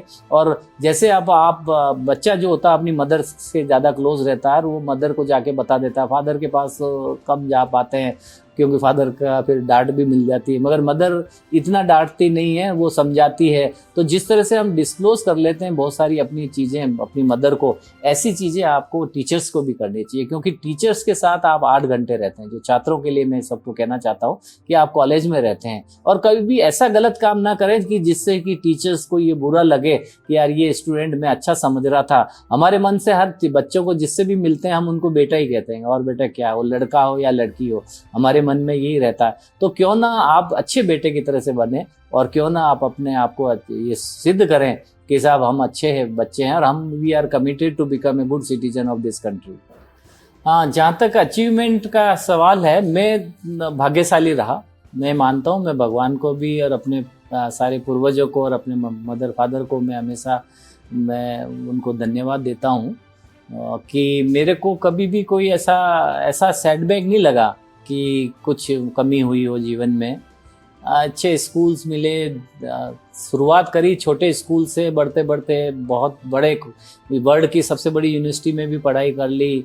इसी तरह से जॉब भी छोटे से जॉब से शुरू हुए, और फिर सबसे बड़ी पोस्ट जो हमारी होती है डिप्टी डायरेक्टर जनरल, 2 बार बना मैं, 2 बार डिप्टी डायरेक्टर जनरल बना, एक बार इंजीनियरिंग का, एक बार एजुकेशन का। इसी तरीके से मैं वाइस चांसलर, 4 यूनिवर्सिटीज़ में मैंने वाइस चांसलरशिप भी करी हुई है, बहुत करीब से देखा हुआ, सारी एग्रीकल्चर यूनिवर्सिटी को देखा। तो इसलिए अचीवमेंट की जहाँ तक सवाल है, जहाँ भी मैं रहा हूँ मैंने चाहा कि कुछ नयापन करूँ। सबसे पहले तो मैं बताना चाहूँगा कि जब मैं डिप्टी डायरेक्टर जनरल एजुकेशन बना, उस समय मैंने देखा था कि हमारे पास फंड की कमी थी। गवर्नमेंट से हमने परसू किया और सबसे पहले हमने एग्रीकल्चर एजुकेशन को प्रोफेशनल डिग्री घोषित की। ये मेरे समय पे ही हुआ था और उसमें मेरे कई साथियों ने और हमारे जो डायरेक्टर जनरल थे और हमारे मंत्री साहब थे, सब ने बड़ी हेल्प करी थी। और उसके बेसिस पे हमने ये एग्रीकल्चर एजुकेशन, जिसमें सारी एजुकेशन जितनी भी है, agriculture, horticulture, home science, even हमारे agriculture engineering, dairy technology, food technology, इन सबको प्रोफेशनल डिग्री घोषित किया था। तो बच्चे अब जब भी कभी बाहर जाना हो, और बहुत सारे उसके एडवांटेज हैं। ये एक बड़ा प्रश्न है कि मैं कभी बाद में बताऊंगा, मगर एक बहुत बड़ी चीज़ ये करी थी। दूसरे ये हुआ था कि हमने एक्रेडिशन शुरू किया। यूनिवर्सिटीज़ में एक्रेडिशन नहीं होता था पहले, हमने एग्रीकल्चर यूनिवर्सिटीज़ को भी एक्रेडिशन शुरू किया और उनको बताया कि साहब आप क्वालिटी एश्योर करें, आप जो पढ़ा रहे हैं वो। और उसके लिए हमने डेवलपमेंट एंड स्ट्रेंथिंग ग्रांट जो देते थे, हमारे यहाँ 650 करोड़ रुपए एनुअल हमारा आउटले था एग्रीकल्चर एजुकेशन का। और एक बहुत बड़ी चीज़ हमने लेके आए और उसमें बहुत साथ दिया हमारे डायरेक्टर जनरल ने भी, जो हमारे उस समय थे मेरे टाइम पे डॉक्टर त्रिलोचन महापात्रो, और हमारे मंत्री साहब थे श्री राधा मोहन सिंह जी। उनको जब हमने प्रपोजल दिया और फिर हमने पीएमओ में भी जाके बताया, तो हमें एक वर्ल्ड बैंक से एक स्पॉन्सर्ड एक प्रोजेक्ट मिला। वो स्पॉन्सर तो नहीं था, हमने लोन ही लिया था और उस लोन के बेसिस पे हमने एक जो NAHEP national agriculture higher education project लिया था। और उसका मुख्य उद्देश्य ये था कि एग्रीकल्चर एजुकेशन के छात्रों को ज़्यादा से ज़्यादा फैसिलिटी मिले और वो अब एंटरप्रेन्योर की तरफ बढ़े, और उसके लिए बहुत सारे काम किए। तो ये बहुत अच्छा अचीवमेंट था। जब मैं MPUT में आया तब मेरे को मालूम पड़ा कि MPUT की जो रैंकिंग थी वो 51वीं रैंकिंग थी। 74 यूनिवर्सिटी में 51वीं रैंकिंग थी और केवल 50 तक की रैंकिंग वालों को ही development grant and incentive grant मिलती थी। तो हम दुर्भाग्यशाली थे कि 51वीं रैंक है तो क्या होगा। सबसे मिलके अच्छा काम किया। सबसे पहले तो हमने पूरी यूनिवर्सिटी एक्रीडेट करी, पहली बार इतिहास में पूरी यूनिवर्सिटी एक्रीडेट हुई। अदरवाइज तो हमारे 2 कॉलेज होते थे, 3 कॉलेज होते थे, पूरी यूनिवर्सिटी के 6 कॉलेज को एक्रीडेशन कराया, पूरी यूनिवर्सिटी को एक्रीडेशन कराया, सारे प्रोग्राम्स को एक्रीडेशन कराया। उसके बाद पहले साल में हमारी रैंकिंग जो थी 51 से हम 26वीं पे पहुंचे और दूसरे साल में वो 26 से हम 15वीं रैंकिंग पे पहुंचे। आज वर्तमान में ये हमारी एक जो 74 यूनिवर्सिटी उसमें 15वें स्थान पे हमारी उदयपुर यूनिवर्सिटी, हमारी MPUT जो एग्रीकल्चर यूनिवर्सिटी। और इस साल मेरे को पूरा यकीन है, मैं तो अब रिटायर्ड होकर आ गया हूँ, कि ये फर्स्ट 10 यूनिवर्सिटी में अंदर आ जाएगी। उसके अलावा एक बहुत जो हमारे गवर्नर साहब ने एक नया स्कीम शुरू की थी कि बेस्ट वाइस चांसलर और बेस्ट यूनिवर्सिटी उन्होंने का एक खिताब दिया था, जिसमें सारी जितनी भी हमारी सेल्फ फाइनेंसिंग यूनिवर्सिटी 28 यूनिवर्सिटी उन सब ने पार्टिसिपेट किया था। मेरे को बड़ी खुशी है कि पहला अवार्ड ये मेरे को मिला था, हमारी यूनिवर्सिटी MPUT को मिला था। हमारी यूनिवर्सिटी सारी 28 यूनिवर्सिटी में टॉप रही थी। हमने बहुत सारे नवाचार वहाँ किए हुए हैं। हमने वहाँ पर आप ये देखें कि गांव को अडॉप्ट किया। एक गांव को हम पास में, हमारे जो उदयपुर के पास में ब्राह्मणों के उंदर और मदार गांव, वहाँ हमने बहुत सारे इंटरवेंशन किए एग्रीकल्चर के। एक हमने सोलर ट्री भी लगाया है कि एक स्कूल के अंदर बिजली की सारी रिक्वायरमेंट है सोलर ट्री से मिल रही है। हमने हमारी पूरी यूनिवर्सिटी में 1000 किलोवाट के सिस्टम लगाए, जिसमें रोजाना करीब 4000 यूनिट हम बिजली पैदा कर रहे हैं। पानी जितना भी हमारा आ रहा रेन वाटर हार्वेस्टिंग का, उसको हमने वाटर हार्वेस्टिंग स्ट्रक्चर लगाए हैं। तो बहुत सारी चीज़ें करी, इस कारण से 28 यूनिवर्सिटी में हम टॉप पे आए। तो बहुत मेरे को जहाँ भी मैंने काम किया है, मैं हमेशा भाग्यशाली रहा हूँ और मेरे को सबने साथ दिया है। मेरे साथियों ने, मेरे सबऑर्डिनेट ने भी, मेरे से ऊपर वाले ने भी, और इसी कारण से मिलजुल के हमने अच्छा काम किया। पहली यूनिवर्सिटी में जब मैं फाउंडर यूनिवर्सिटी बना, जॉबनेट यूनिवर्सिटी में, तो वो कॉलेज था, उसको एक यूनिवर्सिटी की शेप देनी थी। उसमें हमने director research, directorate of extension, हमारे एजुकेशन, वो सारे सबका कमीशनिंग करनी थी। प्लेसमेंट का एक TPO बनाना था, सारा सेक्शन बनाए हमने और उसको बिल्कुल एक ऐसी शेप दी कि जिससे कि छात्रों को भी लगने लगा कि साहब ये स्कूल एकदम कॉलेज कैसे पहुंच गया और कॉलेज एक यूनिवर्सिटी कैसे बन गई है। तो कई रहे, बहुत अचीवमेंट मिले। फेल्योर का जहाँ तक सवाल है, लाइफ में फेल्योर तो मिलता ही है, ऐसा नहीं कि फेल्योर नहीं मिले। मैंने भी कोशिश ये की थी कि मैं डायरेक्टर जनरल बनूं, और जब मैं डिप्टी डायरेक्टर जनरल 2 बार था, एक बार इंजीनियरिंग का था, एक बार एजुकेशन का था, तो मगर वो तो कंपेरेटिव होता है सिलेक्शन, और पूरे इंडिया के 28 व्यक्ति शॉर्ट लिस्ट हुए थे। उसके बाद 7 जनों को इंटरव्यू में बुलाया था, मैं वहाँ तक पहुँचा था, मेरे को आशा थी कि मिलेगा, मगर ऐसा कोई नहीं है। जितना भी जो भी पद मिले हैं, जो भी, मैं तो सबको, छात्रों को भी यही कहता हूँ कि जहाँ पे भी आपको अपॉर्चुनिटी मिलती है, वो ओपीडी वाला फॉर्मूला आपको याद रखना है कि कोई नई अपॉर्चुनिटी आइडेंटिफाई करे, उसमें अंदर घुसे और उसको बढ़ाते हुए चले, निश्चय ही आपको अच्छी जगह मिलेगी। बहुत सारे व्यक्ति अभी भी कहते हैं मेरे को कि आप इतनी बड़ी बड़ी पोस्टों पे रहे, अब आप छोटे से एक गिट्स, मैंने कहा गिट्स छोटा नहीं है, गिट्स की एक हिस्ट्री है, 20 साल का एक उनके पास एक पास्ट हिस्ट्री है, और देखा जाए तो उनके पास बहुत अच्छा स्कोप ऑफ इम्प्रूवमेंट का एक प्रोविज़न है, और आगे इम्प्रूवमेंट के साथ मॉडिफिकेशन, अल्ट्रेशन, परफेक्शन का बहुत अच्छा एक मौका मिल सकता है। और ऐसी जगह काम करना चाहिए जहाँ पर आप कुछ काम करने लायक हो। अगर ऑलरेडी अगर आपको कोई आईआईटी में स्कोप मिल जाए और वहाँ के डायरेक्टर बन जाओ, तो वहाँ तो ऑलरेडी बहुत सुदृढ़ हुआ है पोजीशन, वहाँ पे तो आगे बढ़ने 1% भी आगे बढ़ाना वो बहुत मुश्किल रहता है। मगर हाँ, ऐसे स्थान विशेष पे कि जहाँ पर कि नेशनल एक्सपोजर कम है, इंटरनेशनल एक्सपोजर कम है, ऐसे स्थान विशेष को बढ़ाने के लिए अगर स्कोप मिलता है तो आदमी को काम करना चाहिए। तो मैं तो ये कहूँगा, कोई काम छोटा नहीं होता। अब मैं यहाँ पर एक, आपने इंग्लिश प्रोवर्ब सुनी होगी कि work may be as small as possible, that is a first aspect of work. Second aspect is that its relevance, its impact should be socially motivated. ये कोई भी काम हो वो उसको सब जने पसंद करें, वो काम होना चाहिए। ऐसा नहीं कि आप ही पसंद करो, आप ही को ज़्यादा पैसे मिल रहे हो और आप खुश हो जाओ, आपको गलत काम करने का मौका मिल रहा हो आप खुश हो जाओ। ऐसा काम करना चाहिए जिसमें कि हर व्यक्ति विशेष को फ़ायदा हो, और एक ऐसा इंस्टीट्यूट जहाँ पर कि बच्चे स्कूल के बाद आ रहे हैं और आपके पास, आपको ये खुशी होती है कि आप इसका भविष्य सुधार रहे हो। मैं भी जब बच्चों से मिलता हूँ, फर्स्ट ईयर वाला, अभी हमने इंडक्शन प्रोग्राम था तो मेरे को मौका मिला, मेरे को बड़ी खुशी हुई कि कम से कम इन बच्चों का भविष्य बनाने में हमारा रोल रहेगा, और भगवान ने हमें ये कैपेसिटी दी है। मैं तो भगवान को धन्यवाद देना चाह रहा हूँ, जितने भी टीचर्स हैं उनको ये एक तरह की एक अच्छा फील्ड दिया है कि ताकि आप उस फील्ड में काम करें और बच्चों की भविष्य को आगे बनाएं। तो काफ़ी अच्छा अनुभव रहा है लाइफ में, और आगे भी रहेगा जब तक जीवन है। दोनों चीज़ें इंपॉर्टेंट रहती है, एजुकेशन भी, एक्सपीरियंस भी। जब हम एजुकेट होते हैं इनिशियल लेवल पे, एमएससी करी, पीएचडी करी, एमटेक करी, पीएचडी करी, या कोई सी भी डिग्री लेके जब हम बाहर निकलते हैं तो हमें मालूम रहता है, ये अनुभव रहता है कि हमें क्या करना है।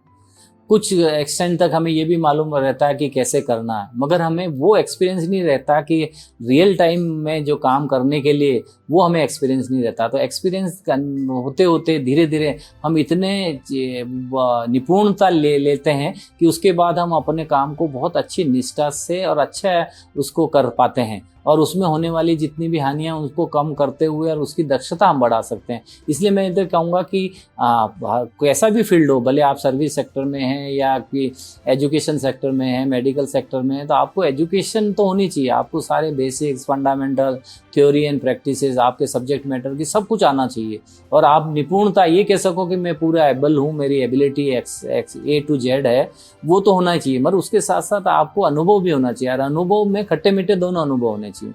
कहीं आप फेल्योर भी हुए तो आप उस फेल्योर के, मैं तो ये कहता हूँ कि लाइफ में फेल्योर होना भी जरूरी है। अगर आप सब जगह सक्सेस हो रहे हो तो आपको भी एक तरह का अभिमान आ जाएगा कि आप बहुत सारी चीज़ों को जो बहुत इंपॉर्टेंट रहती है लाइफ में वो भी नहीं कर पाओगे, उसको नज़रअंदाज करेंगे। अब मैंने कई बार देखा, मैं अभी एक किसी फिजिकल इंस्ट्रक्टर से बात कर रहा था, मैंने उनसे पूछा, मैंने कहा कि आप ये फिजिकल आजकल कम कराते हैं, ऐसा क्या रीज़न है? तो उसने कहा कि नहीं साहब, फिजिकल में तो वो हम इसलिए नहीं कराते क्योंकि ज़्यादातर बच्चे जिम विम में चले जाते हैं, वो ठीक रहता है, इसलिए हम कोई फिजिकल एक्टिविटी नहीं कराते कॉलेज में और यूनिवर्सिटीज़ में। मगर ये गलत है, क्योंकि हम फिजिकल एक्टिविटी को ये मत समझें कि केवल हम फिजिकल एक्टिविटी इसलिए कराते हैं कि वो थोड़ा सा अपने आप को सुदृढ़ हो जाएं बॉडी वाइज। जबकि फिजिकल एजुकेशन से कोई गेम अगर आप खिलाते हो तो कम से कम बच्चा ये सीखता है कि कैसे हारे हैं, कैसे सिस्टम में हम हारे हैं, वो हारना भी आना चाहिए। मैं तो ये कहता हूँ कि हमें एक्सपीरियंस हमेशा पॉजिटिव एक्सपीरियंस ही नहीं होना चाहिए, नेगेटिव भी होना चाहिए, ताकि हम मालूम पड़ सके कि कहाँ कहाँ गलती होती है। और कई बार तो अब्दुल कलाम साहब ने भी ये कहा था कि आप सक्सेस स्टोरी ना पढ़ें, आप फेलियर स्टोरी पढ़ें।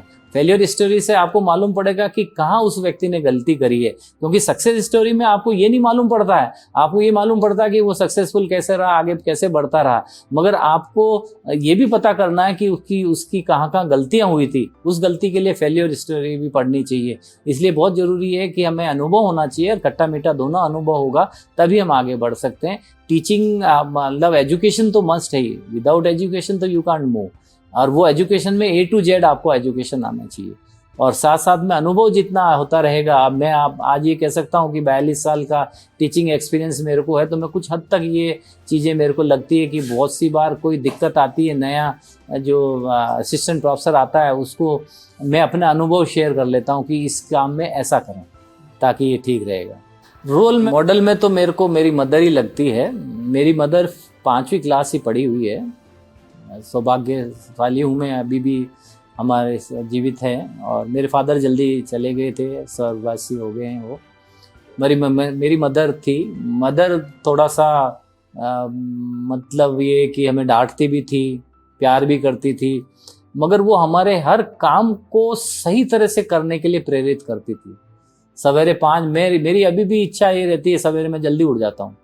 वो आदत डाली मेरी मदर ने, और वो जो मैंने आपको बताया था ना कि आप थोड़ा सा ज़्यादा लर्न करो, ज़्यादा मेहनत करो और कम इच्छाएं रखो, वो मेरी मदर ही कहती थी कि ज़्यादा इधर उधर की बातें नहीं करनी, ज़्यादा ये नहीं सोचना कि तुम वो। मेरे को याद है कि जब मैं छोटा था तो एक बार मेरी बड़ी सिस्टर ने, हम 4 हैं भाई बहन, 2 सिस्टर हैं और 2 हम ब्रदर हैं, मैं और मेरे एल्डर ब्रदर, मैं तीसरा नंबर हूँ।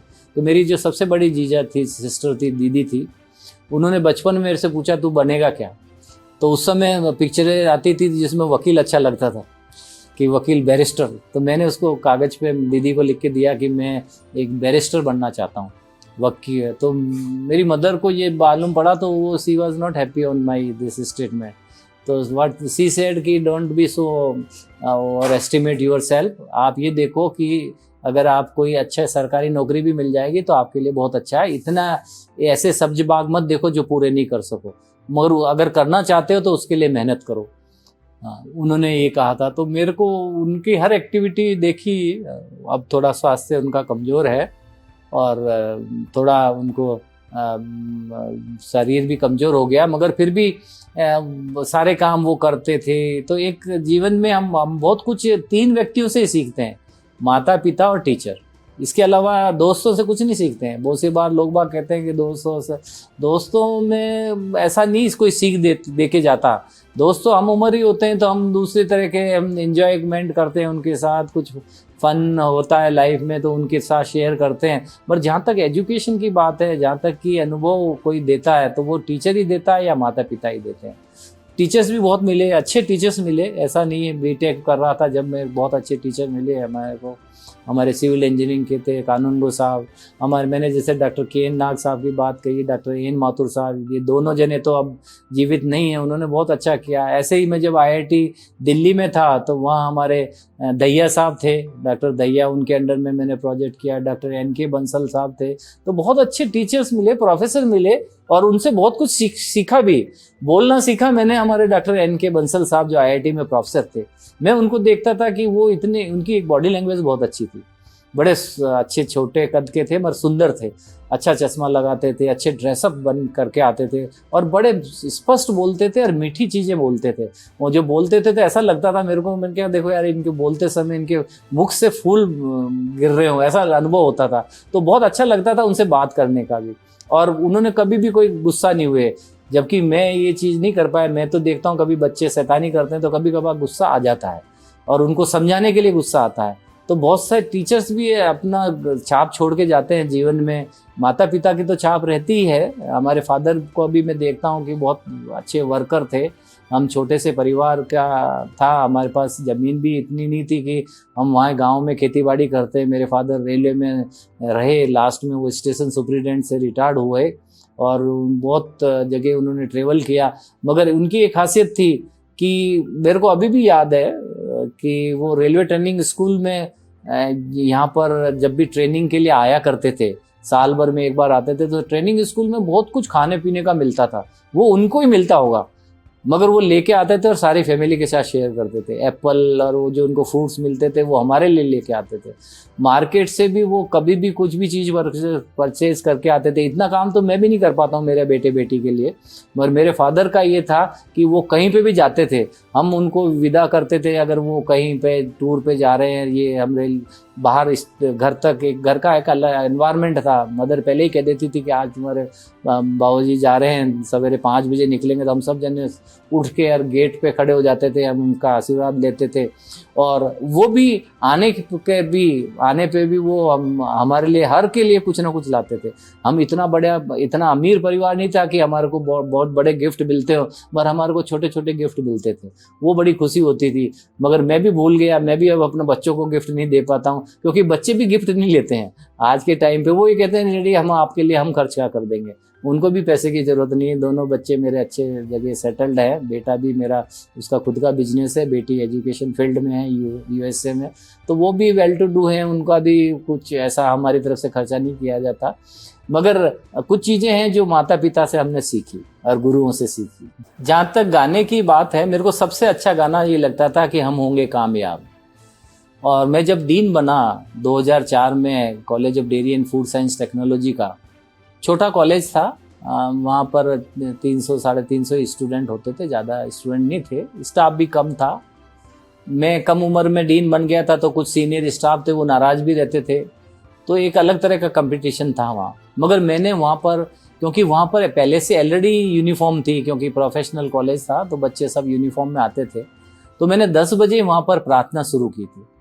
और वो जैसे ही आप कभी डेयरी साइंस कॉलेज में जाएं, तो जो आपको लगेगा अंदर एंटर लेते ही कि आपके राइट हैंड साइड में एक लाइब्रेरी है, तो वहाँ लाइब्रेरी की जो इंचार्ज नहीं थी, वो वहाँ पे केयर टेकर टाइप थी लेडी, उसको मैंने कहा था कि तुम 10 बजे, पौने 10 बजे वो जो टेप रिकॉर्डर है उसको बाहर ला के रख दिया करो। और हमने कोई नोटिस भी नहीं इशू नहीं किया। शुरुआत जो करी मैंने और मेरे ड्राइवर ने, हम दोनों जाके वहाँ खड़े हो जाते थे, लाइब्रेरी का स्टाफ भी आ जाता था, हम वो 2 मिनट या 3 मिनट का वो पूरा गाना होता था, हम खड़े होके उसको सुनते थे। ये वो गाना इतना मेरे दिमाग में बैठ गया था। और उसके बाद आप यकीन नहीं मानेंगे कि मैं वहाँ पूरे 9 साल रहा डीन, और वहाँ मेरे को ये खुशी हुई कि हर स्टूडेंट 10 बजे इकट्ठा हो जाता था और सब नहीं ऑटोमेटिक, और लाइन लग जाती थी वहाँ, और सब बच्चों को ये लगता था कि नहीं यार हमें वहाँ जाना है, भले उनकी 10 बजे क्लास है कि नहीं है, और 2 से 5 मिनट का वो होता था। और उसमें तो हमने कहीं पे भी उसका कोई एडवर्टाइजमेंट नहीं किया, हमने किसी को भी ये नहीं कहा कि हम ये काम कर रहे हैं। मगर धीरे धीरे बच्चों ने देखा कि हमारे सारे टीचर्स, देखते देखते हमारे टीचर्स भी जुड़ने लगे, टीचर्स के साथ नॉन टीचिंग स्टाफ भी जुड़ने लगे, 4th क्लास एम्प्लॉइज भी जुड़ने लगे, स्टूडेंट पहले गर्ल्स जुड़ने लगी, फिर बॉयज़ जुड़ने लगे, फिर फाइनल ईयर के, फिर जूनियर बॉयज़ तो अब ऑटोमेटिकली आ ही जाते हैं फर्स्ट ईयर के। और फिर तो वहाँ लाइन लगती थी और जगह कम रहती थी। और उसके बाद तो वहाँ पर मैंने देखा कि जैसे ही मैं ये ख़त्म होती थी हमारी सवेरे की प्रार्थना, उसके बाद सब में होड़ा होड़ी रहती थी कि सब मेरे पाँव छूते थे। एक अच्छा इस कॉलेज का एनवायरनमेंट किया था, वहाँ झगड़े भी नहीं होते थे, बहुत अच्छा था।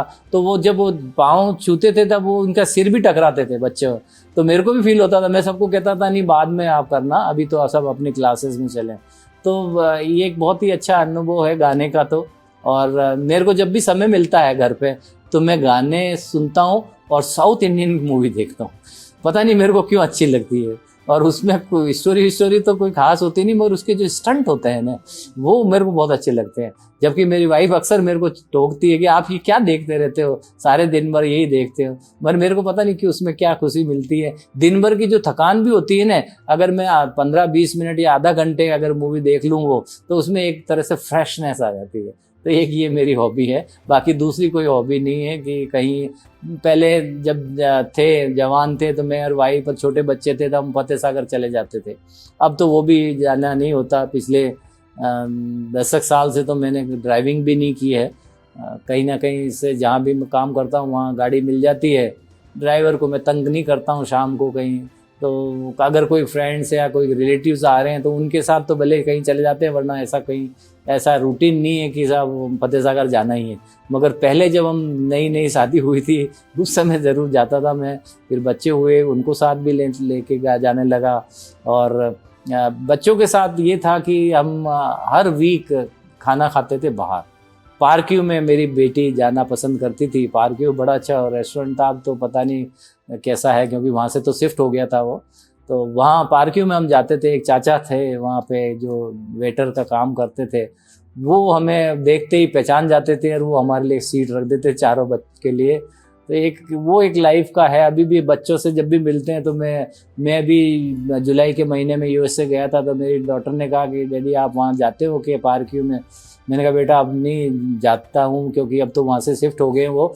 तो उन्होंने पहला क्वेश्चन ये पूछा वो चाचा वहाँ है कि नहीं, but he is no more, but he was really a good gentleman. And तो लाइफ में हर व्यक्ति कुछ ना कुछ छाप छोड़ के जाता है। हाँ, पूरा गाना तो मेरे को पूरा तो नहीं आता है, क्योंकि अगर कहीं पे अगर ये सुनाया जा रहा है तो मैं उसमें हो सकता है रवा हो जाऊं, क्योंकि 2009 में मैंने छोड़ दिया था वो डेयरी साइंस कॉलेज। उसके बाद कभी कभार ये गाना सुनने को मिलता है। बाकी पहले रेगुलरली 2004 से 2011 तक मैंने इसको हमेशा प्रार्थना के रूप में काम में लिया। तो वो यही था कि हम होंगे कामयाब, हम होंगे कामयाब एक दिन, मन में है विश्वास हम होंगे कामयाब एक दिन। ये एक था उसका पूरा का पूरा। उसको अगर अपन अच्छी तरह से देखें तो बहुत अच्छा मैसेज है। और अगर अपन इसकी मैसेज के साथ साथ अगर हम इसकी रिदम पे जाने तो कुछ ऐसा लगता है, पॉजिटिविटी मिलती है कि आपके हार्ट को छूती है बात, और वो हार्ट आपको अपील करता है कि you can also do something which look like as a impossible in your front, but you can easily do this activity. तो ऐसा अपन कर सकते हैं इस चीज़ को। नहीं, ऐसा मेरे को कोई ऐसा अपनी लाइफ से कोई गिले शिकवे नहीं है। मैंने सब कुछ किया। मैंने आपको बताया ना कि भले छोटे परिवार में जन्म लिया, मगर मदर फादर का इतना अच्छा कंट्रीब्यूशन था कि जो अपना पेट काट के हमें दे सके। मैंने आपको एग्जांपल दिया था कि रेलवे ट्रेनिंग स्कूल में उनको खूब सारे फ्रूट्स मिलते थे, उनको खाने के लिए मिलते थे, पर वो हमारे को शेयर करते थे। मेरे को अभी भी याद है वो 3 एप्पल जो उनको मिलते थे वो घर लाते थे और उनके 4 टुकड़े करते थे और हमें देते थे। तो ऐसा कुछ नहीं, हमें लाइफ में ऐसा कोई गिले शिकवे नहीं रहे। सारी बड़ी से बड़ी यूनिवर्सिटी भी देख ली, पैसा भी ऐसा नहीं है, पैसा जितना ज़रूरत है वो पैसा मेरे पास उपलब्ध है। दोनों बच्चे अच्छे वेल टू डू हैं, अच्छी पत्नी मिली, उसके साथ बड़ा अच्छा समय निकला है। कल करवा चौथ था तो कल हमने पुरानी बातें याद करी। तो लाइफ में कोई ऐसी गिले शिकवे नहीं कि जिसको मैं ये कह सकूँ कि नहीं ये कमी रह गई, इस कमी को हमें पूरा करना है। फिर भी मैं ये चाहूँगा कि कहीं पे भी रहें, अच्छा जीवन बीते और ज़्यादा से ज़्यादा हम अच्छा काम करें। और एज ए टीचर, जितने भी टीचर्स हैं जो मेरी बात सुन रहे हैं, मैं उनको ये कहना चाहूँगा कि हमारे को गॉड ने एक अलग स्पेस दिया है। हम we should not compare our self with the other person. ऐसा नहीं है कि दूसरे जने पैसा कमा रहे हैं तो हम भी पैसा कमाएं।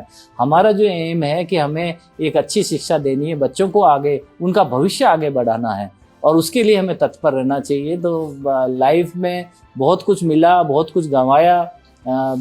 मेरे फादर मेरे को छोड़ के चले गए। अभी कोविड के अंदर मैं भी 2-3 बार बीमार हुआ, सारी फैमिली बीमार हुई। मेरे भतीजे की वाइफ जो कि 35 साल की थी वो हमें छोड़ के चली गई। तो खट्टे मीठे, मतलब खट्टे भी अनुभव हैं, मीठे अनुभव भी हैं कि बेटी बहुत अच्छा काम कर रही, बेटा बहुत अच्छा काम कर रहा है।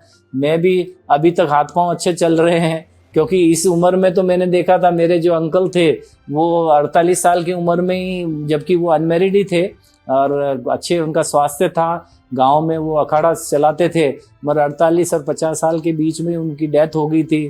तो पहले तो उम्र भी कम होती थी, मैं तो अब 63-64 का हो गया हूँ, अभी भी अपने आप को अच्छा एनर्जेटिक फील करता हूँ। तो तन से, मन से, धन से और जन से मेरे को कोई भी समस्या नहीं है। मेरे अपनी तरफ से मैं पूरा अच्छा हूँ। स्वास्थ्य तो उम्र के साथ खराब होता ही है। धन तो कोई भी कमी, कोई भी व्यक्ति, मैं तो ये कहता हूँ कि अमीर आदमी वो होता है, अमीर आदमी वो नहीं होता जो ज़्यादा कमाता है, अमीर आदमी वो नहीं होता जो ज़्यादा बचत करता है, अमीर आदमी वो नहीं होता जो ज़्यादा खर्च करता है। अमीर आदमी जो होता है कि वो ये कहता है कि नो मोर, वो अमीर आदमी होता है। मगर ऐसे बहुत कम व्यक्ति होते हैं, क्योंकि सबकी इच्छा रहती है कि हम ज़्यादा से ज़्यादा कमाएं, मगर मेरी ऐसी इच्छा नहीं है। मेरी इच्छा ये है कि आप ज़्यादा से ज़्यादा अच्छा काम करें। तो तन से, मन से भी सेटिस्फाई होना चाहिए। बहुत सारी चीज़ें हैं जो मन ही विचलित करता है, और जन से अब समाज क्या कहेगा, समाज अच्छा कहेगा। बहुत से लोग बागों ने कहा कि बुढ़ापे में आपको काम नहीं करना चाहिए। मैंने उनको कहा, I am not old, I am still young.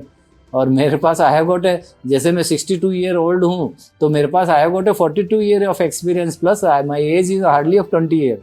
मेरा तो एक्सपीरियंस है 42 साल का। तो आप इसको ये कहना कि मैं बूढ़ा हो गया हूँ तो ये तो गलत है। तो दैट्स वाई जन से भी कोई ऐसा वो नहीं है। समाज ने भी अच्छा साथ दिया, अच्छा काम किया। बहुत से मित्र अच्छे बने लाइफ में, जिनका वाकई में अभी भी इच्छा होती कि उनसे बात की जाए। मिलते भी हैं, फ्रेंड्स भी मिलते हैं, समय के अनुसार जब भी मौका मिलता है मिलते हैं, उनसे बात करते हैं। तो ऐसी कोई नहीं है कि पीछे जाने की इच्छा नहीं, आगे बढ़ने की इच्छा है। पी का फॉर्मूला बताता हूँ। मैं अक्सर ये कहता हूँ कि हर व्यक्ति को ये 4P फॉर्मूला ध्यान में रखना चाहिए। उसमें पहला पी कहलाता है कि आपका प्रिपरेशन। आप सबसे पहले प्लानिंग, सबसे पहले है प्लानिंग। तो प्लानिंग पर्पसफुली होनी चाहिए। आप कुछ भी हो, आप स्टूडेंट हो तो आप उसी के अकॉर्डिंगली प्लानिंग करें। आप कोई सर्विस में कर रहे हो, आप प्रोफेसर हो, डायरेक्टर हो, तो आप प्लानिंग पर्पसफुली करें। वो पहला पी कहलाता है। दूसरा पी कहलाता है आपको प्रिपरेशन। प्रिपरेशन होती है प्रेयरफुली।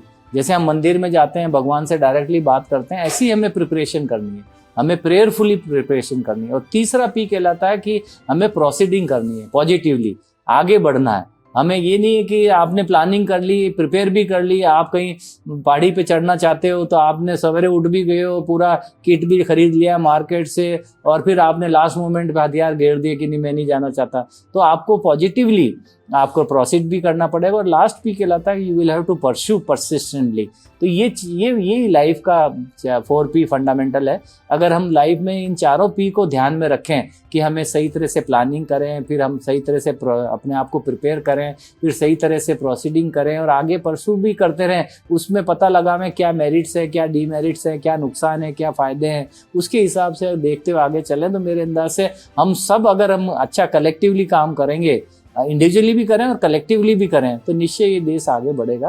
और जब हम ये कहते हैं विश्व गुरु बनेगा, आजकल ये इस तरह की उधेड़ बुन चल रही है हमारे पॉलिसी मेकर्स में भी और हमारे इंटेलेक्चुअल क्लास में भी कि इंडिया के सब हमें विश्व गुरु बनना है। एक अच्छा ड्रीम है। उस ड्रीम को पूरा करने के लिए अब सब जनों को सहायता देनी पड़ेगी। केवल एक प्रधानमंत्री और मुख्यमंत्री या कोई और जनता वो नहीं कर सकती, सबको मिलके करना पड़ेगा।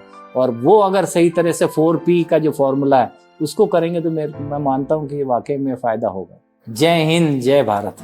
दोस्तों, आज हमने जाना डॉक्टर नरेंद्र सिंह राठौड़ के जीवन से जुड़े प्रेरक किस्सों एवं अनुभवों के बारे में। ऐसी ही प्रेरक कहानियाँ रोजाना सुनने के लिए हमारा चैनल सब्सक्राइब करें और बेल आइकन जरूर दबाएं। दोस्तों, अगर आज की ये कहानी आपको पसंद आई है तो इसे लाइक, कमेंट और शेयर करना ना भूलें। अब आप भी बन जाइए भारत की प्रोफेशनल कम्युनिटी की आवाज और सुनाओ अपनी कहानी, बनाओ अपनी पहचान की इस मुहिम से जुड़कर अपने जीवन के अनुभवों, करियर यात्रा, अपने उत्पादों एवं सेवाओं के पीछे की वास्तविक कहानी से देशवासियों को प्रेरित करें और अपनी एक नई पहचान बनाएं। Tell your story, inspire and build your brand with the power of video. जय हिंद, जय भारत।